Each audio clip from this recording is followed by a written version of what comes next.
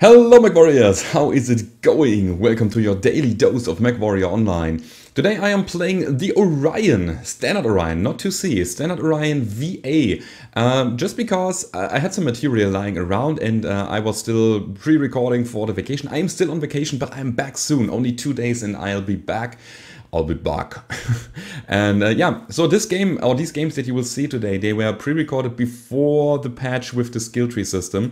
But these games were actually pretty good and I wanted to show it to you anyway. And I think the Orion VA is even better with the skills. So I played a bunch of test games with it and I think all the material you see in these games is definitely relevant. So yeah, have a lot of fun with these, but let's dive into the build before we do that.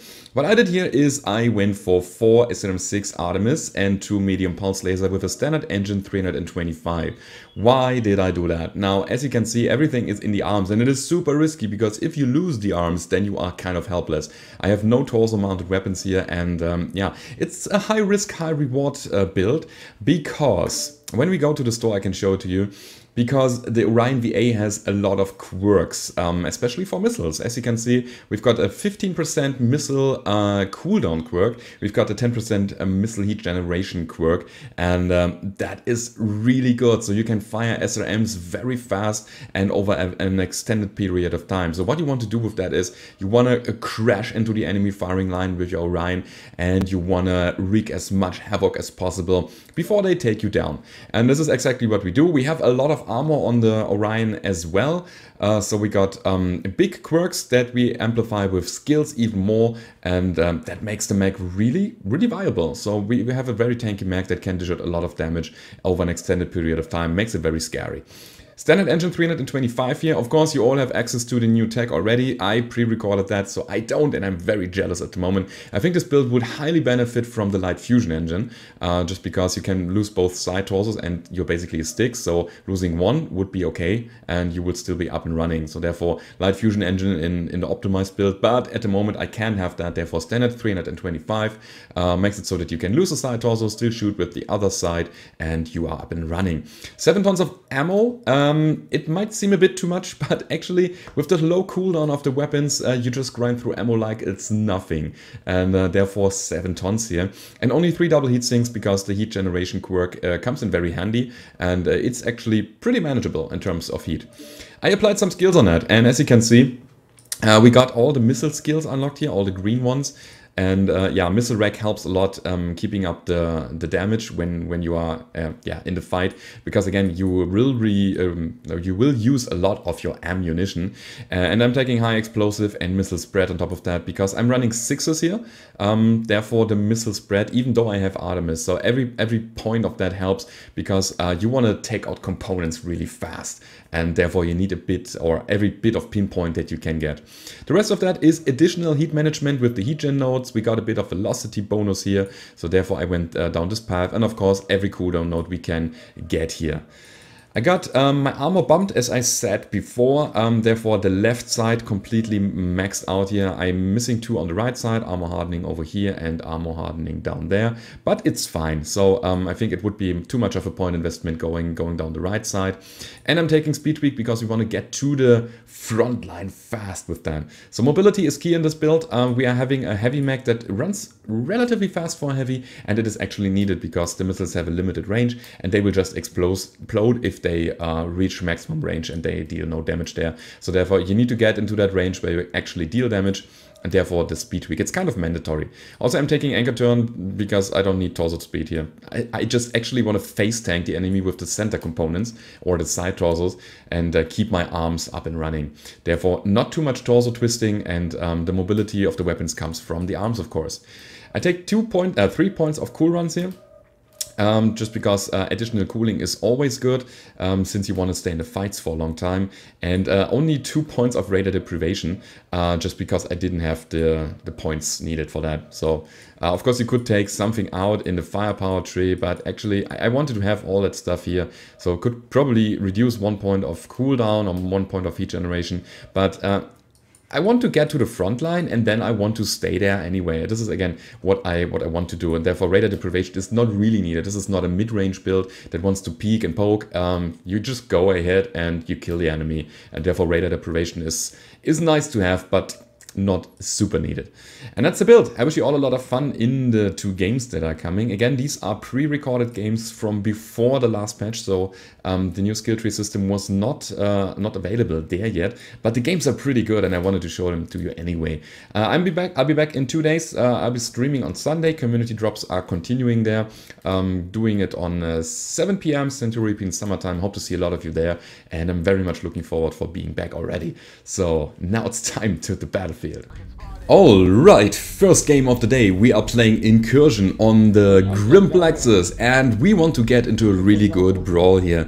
Now I've got an airstrike and I see that there are a lot of people clumped up in the Golf 8 area, and what I'm doing now is I drop my airstrike in front of the building, you will see that in a second, and then the airstrike will just hit the guys behind the building. As you can see, dropping the airstrike right now, and when you see my reticle turning red, then you see that yeah, the airstrike actually hits some guys over there. The good thing is that they are kind of scared now. They see that we are coming, they are getting struck by airstrikes. They try to reposition, and they make a big mistake here. Some of them are going to the left and some of them are going to the right, and that splits up their firepower and their armor and their overall fighting potential so much. We got a linebacker on the left, I shoot my missiles to him, and his side torso is blown off and he is cored in the center. So that linebacker is basically out of the fight. And now we wait for somebody to come up to the right side. As you can see, we've got a Shadowcat peeking, we've got a Kodiak peeking, and we punish them really hard because we have got a lot of mechs in place that can deal damage to the peeking guys. I really want to commit to the Kodiak, and therefore I'm pushing forward a bit, getting one shot out to the Battlemaster. He couldn't really bring his damage to the point, and as I see the Kodiak coming up, I'm just going for it. I absolutely neglect the guys on the left side. I just use my armor to commit to that kill, and as a result I'm getting shot a lot in the left, and my arm, as you can see in a second, it will just getting almost blown off, and my legs as well. So I took a lot of punishment for that kill, but I think it was actually worth it. Not only because we got the kill on the Kodiak, but also because the enemy used a lot of their firepower and heat on me, and now my team can push forward and is not in a big risk of getting shot back. Because, yeah, again, the heat scale of the enemy team is quite high at the moment, and we can just continue up the push and brawl them down. As you might tell, we have got 6 kills already, and my team did a good job just going in and applying some more pressure, while I could just fall back a bit and yeah, choose my targets pretty much freely now. I'm not a priority to the enemy anymore, and yeah, that's pretty easy, picking my targets now, shooting my missiles and bursting them down. The Marauder here is kind of a problem, but fortunately, he is ignoring me completely. So if he would have chosen me as a target, then I would have probably been killed. But as you could see, he just goes straight forward to our teammates, and that's basically it. That was a very nice brawl, very nice commitment from us, and again, the enemy team screwed up a bit by splitting their firepower. I skip forward a bit because we need to apply some damage to the enemy base, and that's basically it. So this time 803 damage. I got no kills here, but 9 assists and 2 kill most damage dealt and 3 components destroyed. Was a very solid round for me, and we are going over to the next one right now. So, we are playing the HPG Manifold and we are playing Assault. And I tried to go to the center here. I just wanted to set up behind these structures or little building thingies. And I see that there's a guy just falling down just directly behind that building. I see also an ultraviolet coming up, shoot one missile shot to his side torso and backing up again. Also, I'm dropping my airstrike because I know that the guy is still sitting behind that thing and I want to get some early damage out here. There's no point rushing in at the moment, because when I encounter the whole enemy firing line as a single mech, I would probably die, and therefore I just wait for some of my teammates to follow up.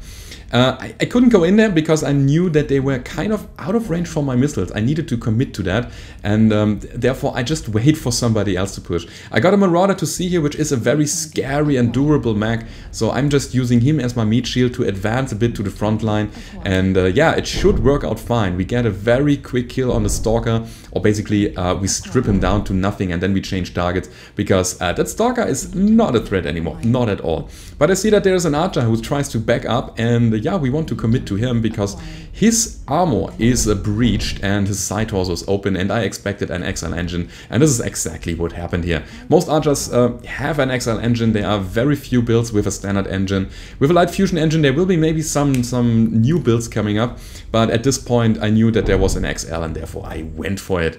Even Jaguar coming up next. I see his right torso is open, therefore I commit to it as well. Bringing down a component is kind of important, especially on clan mechs, because then they will, they will have a bit of a struggle with the heat management. They got a big penalty from there, and also they will just be crippled and their firepower will be removed when you take out the side torsos.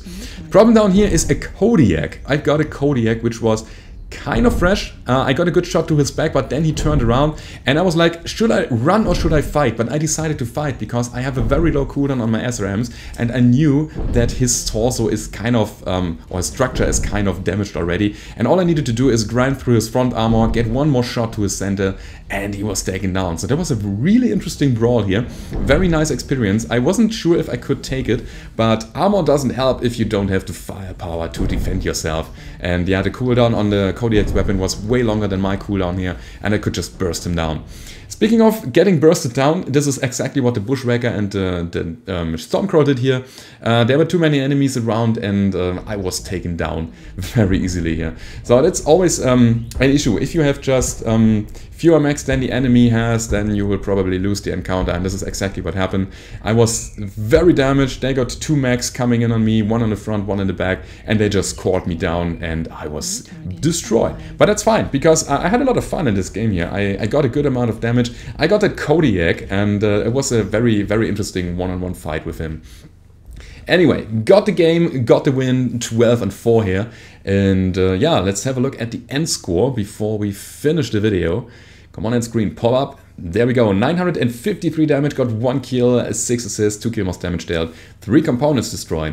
And that's the Orion. I really hope you liked the video, and if you did, don't forget to leave a rating or subscribe to the channel if you haven't already. If you want to support me, go down below to the description. There's the link to my Patreon page. There you can get some rewards and bonus material. And I hope to see you on the battlefield. Goodbye.